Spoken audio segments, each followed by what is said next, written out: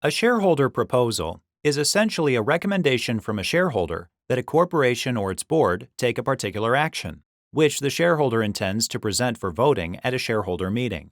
If the proposing shareholder meets certain qualifications, the proposal must be included in the corporation's proxy statement, a document distributed to shareholders before a meeting that contains information necessary to facilitate informed voting. In Gwyn R. Hartman Revocable Living Trust versus Southern Michigan Bancorp Incorporated, we explore how much detail is required in a proxy statement's description of a shareholder proposal. The bylaws of Southern Michigan Bancorp Incorporated, a Michigan corporation, didn't allow the corporation to claw back or recoup fees paid to a director if the director was found liable for breaching his or her fiduciary duties. Believing that should change, the Gwyn R. Hartman Revocable Living Trust, a Bancorp shareholder, drafted a proposed amendment for the bylaws.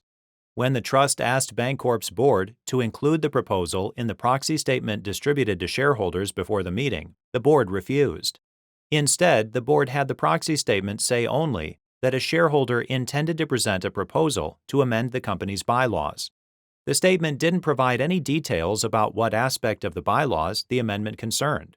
But it did say that if shareholders gave the board proxies, allowing the board to vote on the shareholders' behalf, the board intended to vote such proxies against the proposal, unless specifically instructed otherwise.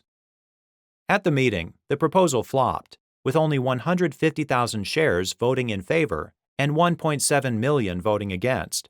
The trust then sued Bancorp and its chairman and chief executive officer, John Castle, alleging that under Michigan law, Bancorp was required to disclose more specific information about the proposal to shareholders before the meeting. The district court dismissed the trust's claim for failure to state a claim on which relief could be granted, prompting the trust to appeal to the Sixth Circuit.